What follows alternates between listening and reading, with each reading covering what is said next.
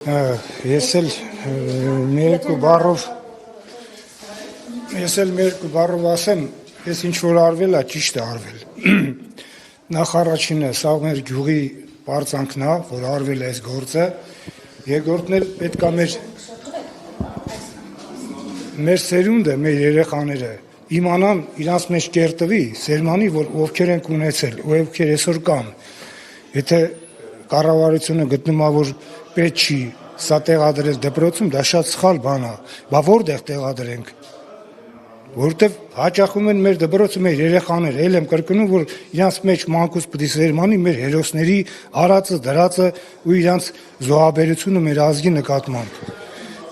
Դրա համար մենք պնդում ենք մեր ուզածն ու մեր պահանջերն է, որ սահմանա դպրոցում ու մի բան էլ ասեմ, որ դպրոցի տնօրենին չլինի ոչ մի ինչ-որ խոչընդոտություն։ Մենք դա չենք ցանկանում ու պահանջում ենք, որ մեր դպրոցի տնօրենին խոչընդոտներ չառաջանա։ Թող բոլոր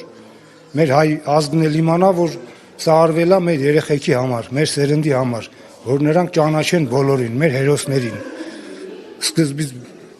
45 թվականի պատերազմից սկսված Մարշալ Բաղրամյանից մինչև այսօր մեր ջահել նահատակների, որ նահատակվեցին, բայց իրանք չեն դնում։ Այսպիսի քայլերով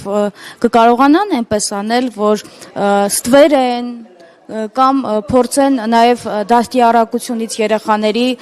հանել սերը դեպի հայրենիք,